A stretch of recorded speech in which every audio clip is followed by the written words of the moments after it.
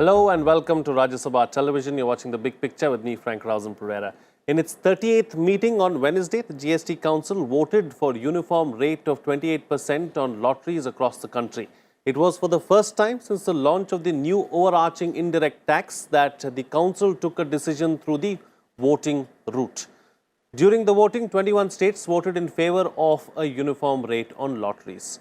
On top of the agenda of the meeting was to explore ways and means to maximize revenue collection by checking tax evasion. The government has set a 1.1 lakh crore rupees monthly GST collection target in the remaining 4 months of this fiscal year. How this is going to be achieved remains to be seen. Now, the GST Council also rationalized tax rate on woven and non-woven bags to 18%. On this edition of The Big Picture, we will analyze the indirect tax reform and the way ahead. Joining me on the program today are A.K. Bhattacharya, Editorial Director of the Business Standard, Bhanuchandar Nagarajan, former consultant, World Bank, Washington, D.C., and Aman Agarwal, Director, Indian Institute of Finance. Thank you, gentlemen, for joining me on this edition of The Big Picture. Mr. Bhattacharya, let me begin the program with you. Let's first try and understand really as far as the 38th GST Council meeting itself was concerned. Sketchy details have emerged as of now, but what are the big takeaways for you? Well, I think the big takeaway, as you rightly pointed out, is that this is the first time that a voting has taken place.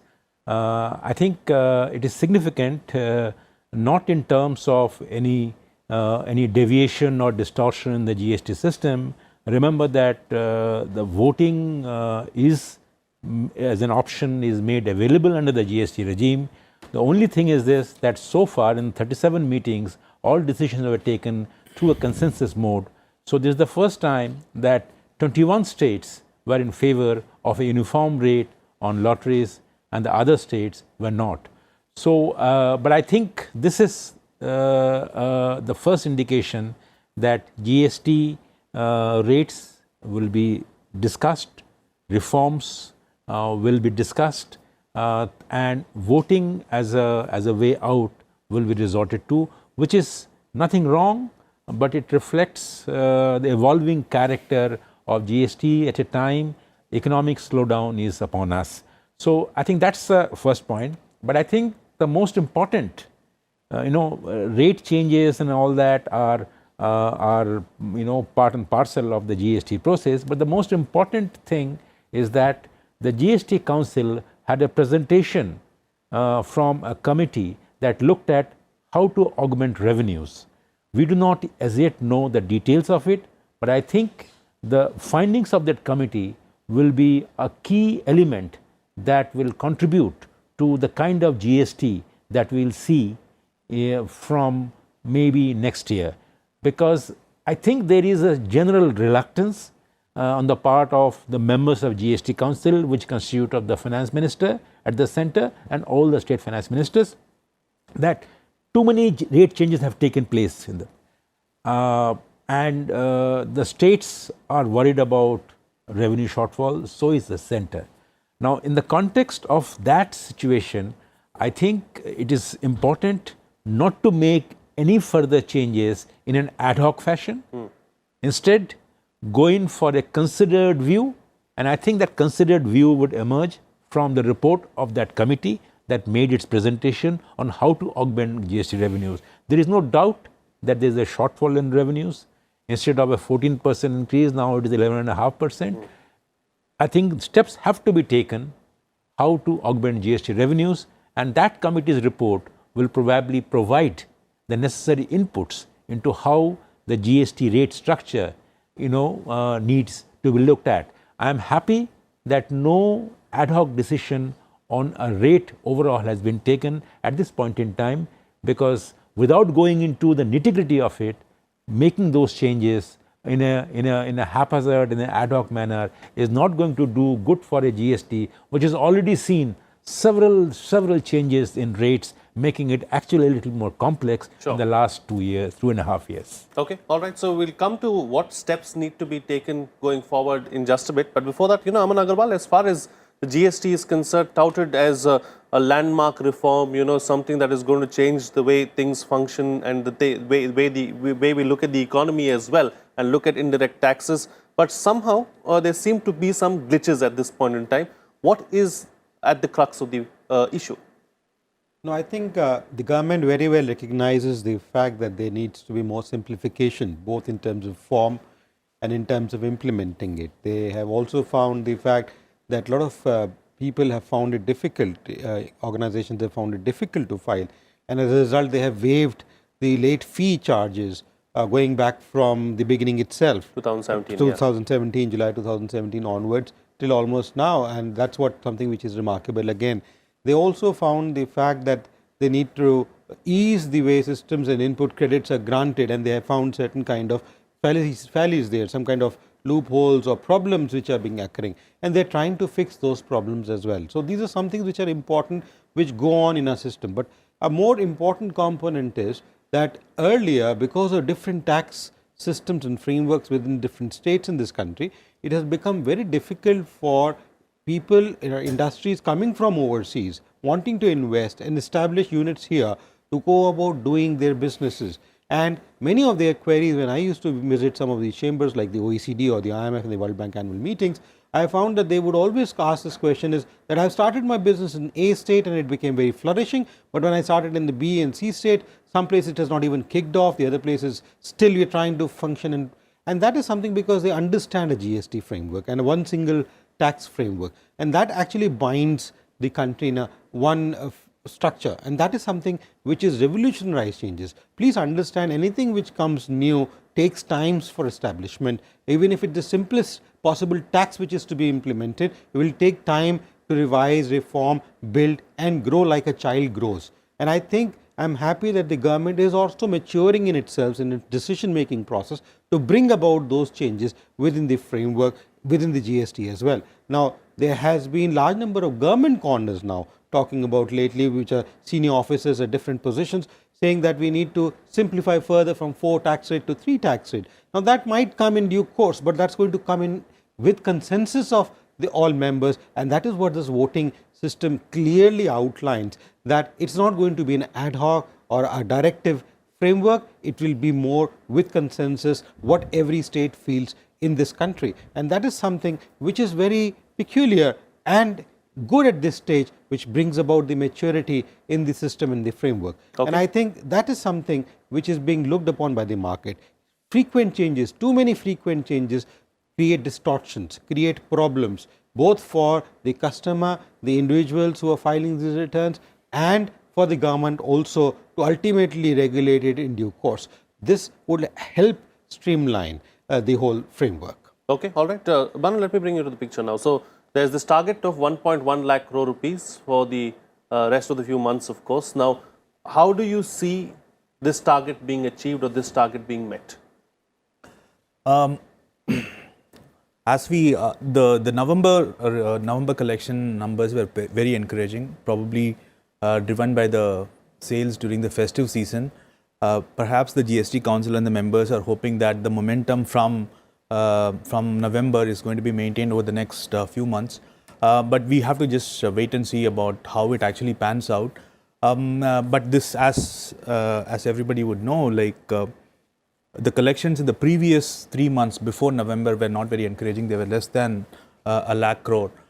So one of the things that the conundrum that this committee faced was in a slowing down economy, how do we actually work on revenue augmentation given the fact that you can't actually raise taxes, because raising taxes is a fiscally constraining measure, which is actually going to be not very helpful to the economy. The RBI also did not kind of help in this manner because they didn't actually reduce the interest rates. So given this conundrum, but how was the GST Council going to look at the revenue augmentation problem, which was actually stated as one of the objectives of the meeting? So thankfully, like what they have done is they have postponed this or postponed this problem of looking at increasing the rates, but instead they have actually looked at nitty-gritties, trying to bring in more efficiency and create more efficiency measures. For example, there's a lot of discussion, I guess, on more collections. There are like 21 lakh GSTN numbers in India, GSTN IDs. of which like around 3.5 lakh GST IDs had conducted activities in the last 2 months, but they did not file the returns, the GSTR1 form. So, and like now the e-way bill for those IDs have been blocked. So, I mean, so they can't transport their goods legally. So, punitive measures like this, and then they worried about how to look at the inverted duty structure, how to actually, how to actually make sure that the input tax credits, the matching problem is solved, and things like that, and the other measures that my other co-panelists mentioned. So, instead of actually looking at a very strategic perspective in terms of revenue augmentation, which would have involved raising tax rates, they looked at more smaller efficiency measures. I think this is very prudent. Like sometimes, like when constraints are imposed upon the committee, you actually look at more innovative ways of enhancing revenues and stabilizing the system, and that is perhaps what the GST Council has done this time. Okay, all right. Going forward now, Mr. Bhattacharya, let's take one step back as well, because you know, as far as the compensation was concerned, there was a lot of tussle between the states and the centre, really, as far as the GST compensation is concerned. This is something now that the Finance Minister of West Bengal has come out and spoken as well after the meeting. He has said that the centre is not going to have funds come February to compensate the states. So, is this going to be something that is going to be a problem going forward? Well, I think it's a very important issue. Compensation cess and the compensation distribution to the states is a very important issue because you know, your earlier question of how difficult will be the target of 1.1 lakh in the remaining 4 months, and out of those 4 months, in 1 month you have to collect 1.25 lakh crore. So it is not going to be an easy target, and this is linked to how do you make sure that the states get their due share of compensation cess. As we know that August-September dues have been disbursed, from no disbursement has taken place from October onwards. Now these dues are mounting, and therefore there was this proposal that why don't you impose a small cess or 2% cess or a cess on the items which are attracting 28% duties, because the number of the items have been brought down under the 28% bracket from 230 to only 30. Now identify those 30 items and say they already have a cess, you increase the cess by a few percentage points more, and whatever extra you get, you share that with the states. Now I think in the fitness of things, the GST Council view is that at a time when the economy is slowing down, instead of cutting rates, if you raise rates, probably it will be a bigger blow to the economy than a blow that the states can probably withstand, given the fact that it's the burden of that will be distributed among the 30 states. Now, having said that, let me also say that there could have been many other steps that the GST Council could have explored. We do not as yet know whether those discussions took place, but possibly one option could be how you reduce the inverted structure of the duties. For example, the textile sector is a classic case where the final duty is lower than the duty that is being paid by the textile producers in the intermediate stages. So what you have seen is almost around 30,000 crore of extra refunds that are being claimed. The input tax credit are being claimed. Now clearly it is an inverted this thing, and something has to be done. Either the intermediate tax rates have to be brought down, or the final product on the textile sector have to be raised appropriately. And finally, I would say that there is a tax evasion issue which the GST Council will have to tackle, which is arising largely because that the 5% rate, which accounts for almost 105,000 crore, which is 1.05 lakh crore of revenues in a year. Now that category does not enjoy any input tax credit. Now the moment you don't enjoy input tax credit in a revenue item which accounts for almost a fifth of your central GST, then what happens is tax evasion is a possibility because the value chain is broken. Now, once the value chain is broken, then tax evasion becomes a problem that even the GST system cannot track. Sure. So, therefore, something has to be worked out, and we, as I said, we don't know whether those things were discussed or whether the Revenue Augmentation Committee, the presentation it made, had those provisions, but some measures have to be taken over the next few months to plug those gaps, to make sure, as Mr.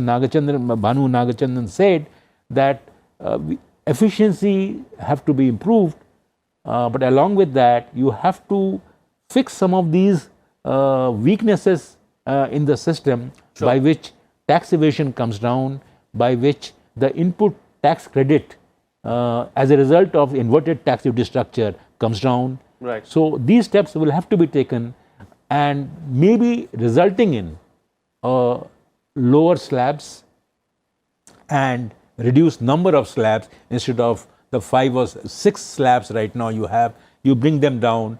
So, some increases, some decreases. So, finally, the overall revenue tax collection rate goes up from 11.5% or so. Right. All right. Aman Agarwal, you know, as far as the tax net or the tax base is concerned, of course, it has widened. But tax evasion, like Mr. Bhattacharya pointed out, continues to be a problem. He spoke about steps as well. Talking about steps, what more needs to be done in the immediate near future, do you think, so as to ensure that we see a more streamlined GST? You see, I think I've been speaking about from the very beginning, the government needs to consider in bringing the fuel, the oil and the petrol and oil into the GST framework. This will directly give a bounce to the economy because that cuts down on their huge costs to an individual as well as an organization, whether it is transportation of goods or services. Let us understand about 65% comes from services sector. People like you and me working in that services sector, our costs actually come down. That means we have more consumable income which can be spent on other necessary good and items. So, there would be a bounce in the indirect taxes which will get collected through the means of our own consumption structures which are there.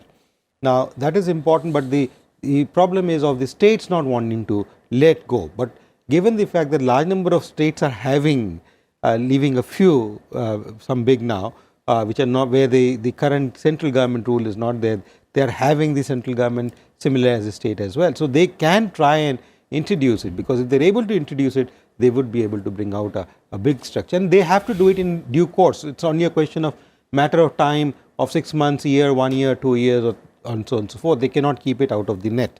Now, that is something which is very important in my opinion. The second factor which is there is the ease of the form. There are too many forms and too complicated forms, and that's where the matching of inputs and structures is not taking place. The government still needs to look at a framework or the software to make it even more easier for the producer to actually go about filing the returns. As we make it easier, it becomes more comfortable and there will be more returns filed. I think the target of 1.1 lakh crore is not that much. We have been hovering around that for quite some time. 1 lakh crore is something on an average we have been hovering around. So, it's not something which is a hugely tall target which has been kept. The question is more so, and we fortunately saw that even Shaktikant Das mentioned it, that they are seeing some new offshoots growing now in the economy. That meaning thereby that the MSME segment, and we saw the disbursements which took place in terms of credit flow, which is also a big concern of large number of industrialists, that there has been an increase in the credit flow. And if we are able to ease that, the decision of his not reducing the interest rates, I think is a remarkable decision this time. Because how long can you go about reducing and keep reducing the interest rates with no impact on the economy per se? There has to be a time when it has to stop. And I am happy he took this decision now than later when it have even hurt the economy more. So, from this perspective, there would be the role that the industry understands that there will be no further easing of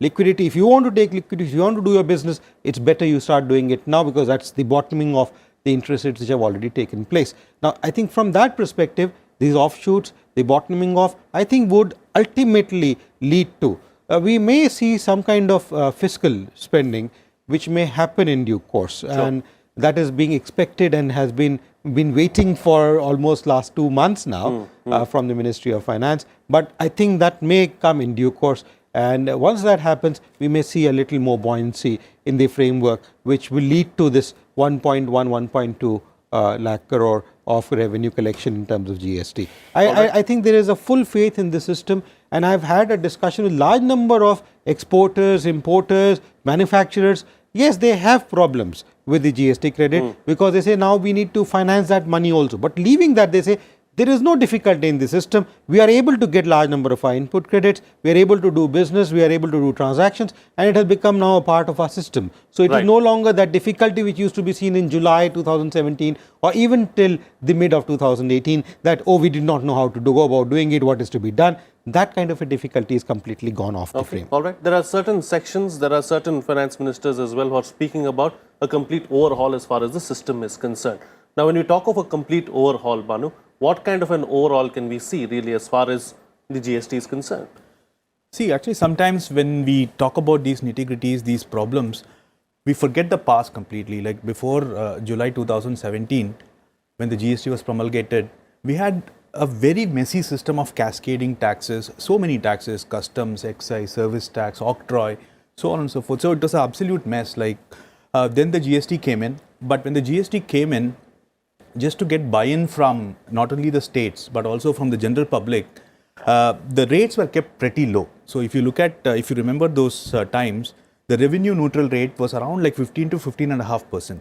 Now you look if you look at it, the effective tax rate is around 11.5%. So there has been a revenue shortfall consistently just to make people come into the system and like kind of get settled down. And then around, if you look at it, 80% of the goods are less than 18 or less than 18% in the 18% tax rate. So, and 1,300 goods and 500 services, they were all combined and they were put in various buckets. So it was a massive reform already. So, and all of these problems, these teething problems are part of the journey. And I think this is the evolution of GST so far has been a quintessential Indian reform process. Like when there was absolutely disorganized sector, now like we are kind of put them into 5 buckets. Now we are solving the efficiency issues. Like the other panelists mentioned, many analysts mentioned as well, like now maybe we'll slowly move into a three-tiered structure and then probably a single rate. In fact, recently Vijay Kelkar and in his book, he has mentioned that like an appropriate tax rate would be 10%, which is very much like Australia. In Canada, it's around 13% or so. And if you look at all of these countries, they took quite a lot of time to actually reach here. So they didn't reach here overnight. So we should be a little bit more patient about this. We should remember the pains of the past. And it is going, and I think it is going in the right direction. Also, if you look at not just this, the overall tax architecture in India, if you look at the corporate tax rate, now probably the personal taxes will actually come for some more reform in the near future. So these things are also in the offing. So I think a tax architecture that can support a modern economy is being constructed slowly. I think we should actually look at a bigger perspective. One quick thing. If you look at the tax to GDP ratio, in India it's quite low. It's around 17% if you look at both the center and state put together.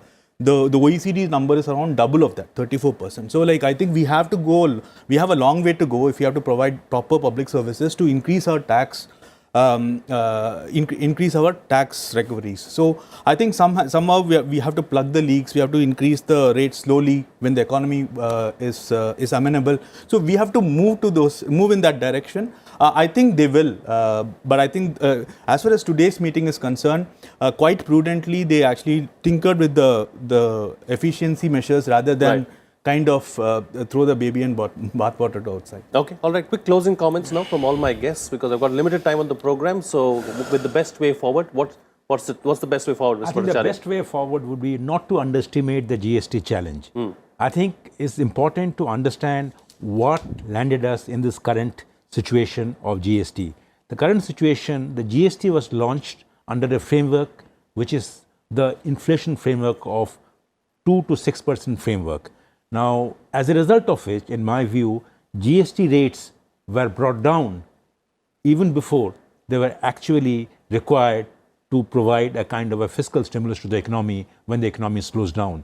So, if you look back in time, you see that the GST rates that were brought down very sharply from December 2017 to December 2018 were probably well in advance of what they should have been done to counter an economic slowdown impact. Right. So therefore, I personally feel is this, as long as you have a 2 to 6% RBI mandated inflation framework, it will be a very, very difficult challenge to meet both the ends of inflation targeting as well as a growth inducing GST framework. Sure. All right. Aman Agarwal. No, I think the tax structure currently is fairly normalized. It needs to be a little more simplified in terms of the rates as well as in terms of the application of it. As far as the states looking only at taxes, we have seen in the past that large number of countries have based their incomes and growth only on taxes, including the kingdoms which used to be there. That is not something which is really right. We've seen the Singaporean model, which was built completely on a zero tax based framework, and that basically means creating a consumption led economic framework, structuring, inducing growth into the economy, putting money in the pockets of the people, so though they go about spending, they go about churning the economy, the wheel of the economy, and that brings growth ultimately to the people and the government together. Right. And I think that is something which this government is also looking at trying to do. So in that perspective, I think the decision of not raising any rates this time was a very welcome decision, and trying to simplify and bringing in administrative measures to remove certain hurdles is something which is very welcome. They must do that more frequently. It should become a routine, and I think that will help the system and let it percolate to the grassroots level. Right, Have right. more and more people in the net, which will help streamline and bring in more revenue for the all right. GST framework instead of raising those taxes to a higher level. All right. And Banu, close the show for us with the concluding remarks. Adding to what my fellow panelists were saying, revenue augmentation is an important measure, though they have paused it on this time, but they have to actually address this at some point of time, and the 15th Finance Commission recommendations are going to kick in from April of next year. So for a prudent tax architecture, the GST Council and the Finance Commission of the futures should speak with each other more, so that like we get and collect optimum amount of taxes, so that we can deliver proper public goods for the betterment of the country. Okay. All right. On that note, then we'll call it a wrap on this edition of The Big Picture. Thank you to all my guests for joining me on the program and putting things into perspective for us. That's it from me. See you again next time.